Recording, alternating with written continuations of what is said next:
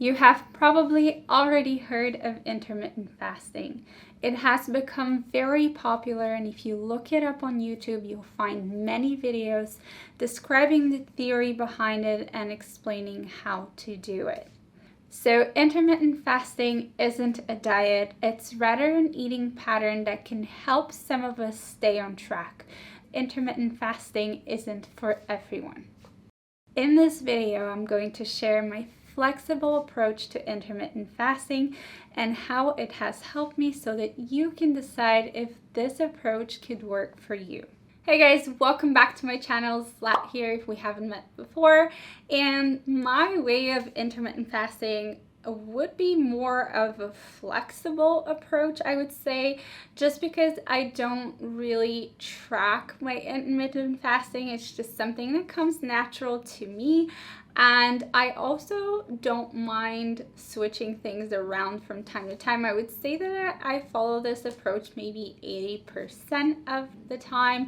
So if there's a day where, I'm waking up a lot earlier or I'm going to be more active in the morning, I will actually have breakfast. And additionally, if my body just feels really hungry one day and I just want to break my fast a lot earlier, I'll also do that. But most of the time my body has gotten used to intermittent fasting, so there's a certain schedule that it is used to already. So fasting in the morning actually helps me consume less calories throughout the day without feeling hungry. It also helps me maintain a leaner physique all year round. Another benefit that I have found is that I actually feel a lot less bloated when I do intermittent fasting. So when I wake up in the morning, my stomach is flat and I actually do enjoy the feeling of being fasted. I also find that it helps me get a certain mental clarity since I'm somebody that thinks a lot about food once I break my fast.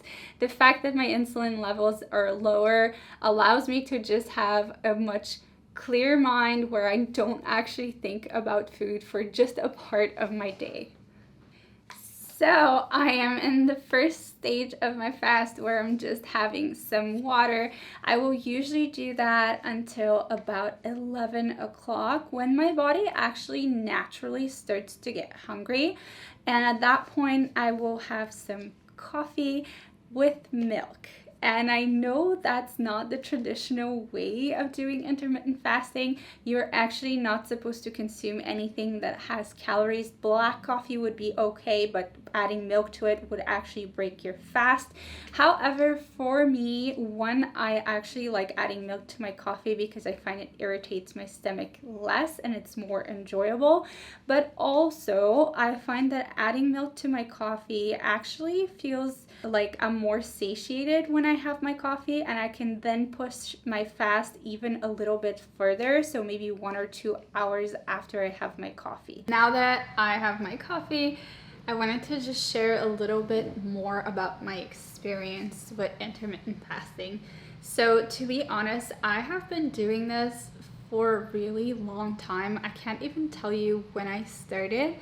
The thing with intermittent fasting is that you do need to give your body some time to get used to it. And if you are starting to do intermittent fasting, I would slowly ease into it. Don't think that it's a rule that you have to follow.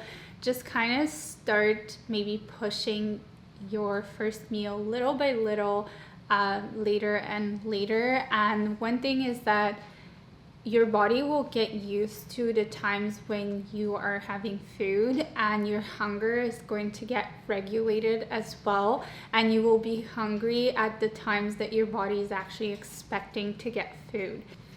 So my approach is more in alignment with the 10 to 14 hour split. So basically I wake up, I have my coffee at around 11 o'clock, and then I'll break my fast sometime around 12 to 1 o'clock with my first meal. And I would eat all the way to about 10 o'clock and then maybe take a 2-hour break and go to bed at around 12 to 1 o'clock. So that is what works for my schedule. And eating in a smaller window, I actually find that I feel a bit restricted doing that. So the 10-hour window really feels best for me. Now this also works very well for me because I am somebody that works out in the evening. If I were to work out in the morning, that would be a little bit more complicated because I would have to work out fasted, so my workouts won't be as good. But that is something that maybe you'll have to adjust in your schedule if you are looking to do intermittent fasting. All right, it is now past 12 o'clock and it is time for breakfast. So I try to not push my first meal past 1 o'clock because if I do, then I'll start getting a little bit kind of tired and have some headaches. So those are kind of the side effects that you can expect if you are pushing your body a little bit too far. So if you are having these side effects, maybe just back up a little bit, have your breakfast slightly earlier to avoid feeling that way. You want something that is sustainable and that makes you feel well every day. So when I break my fast, I am looking to have a satiating meal. So my choices vary from savory to sweet, but usually I would go for either pancakes or French toast, or on the other end I would have a wrap, an avocado toast with eggs, or an omelet with toast.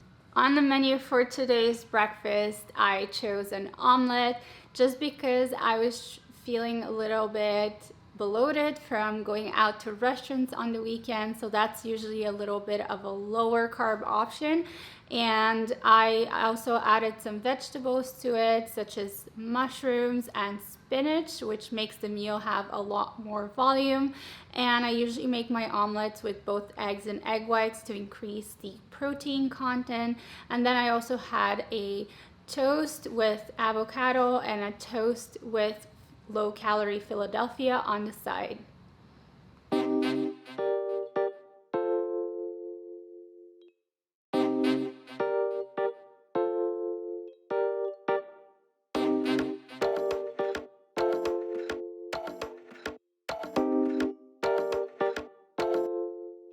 If we look at the nutrition facts for this meal, it came up to just a little bit over 400 calories. So I quickly entered all the ingredients in MyFitnessPal with the associated quantities for each one of them. In terms of macros, like I said, this is a rather lower carb option for breakfast. And the split is 32% of carbs to 40% of fat and to 28% of protein, with a total of 29 grams of protein in this breakfast. Since this breakfast has a bit more fat in it, it will also keep me satiated for longer, and I find that it is a great option on days where I'm not working out, so where I'm having an active rest day, for example. Otherwise, if I'm going to the gym, I'll usually have something that has more carbs before my workout. So breakfast is my favorite meal of the day, and honestly does change every day. It really depends on what I had the previous day, what I'm going to be doing that day, and also just simply if I feel like having something sweet or savory. So this is my flexible approach to intermittent fasting. I hope that this video was helpful to you. Let me know if you have any questions down below in the comment section. Subscribe to my channel if you want to see more videos, and I will see you in the next one.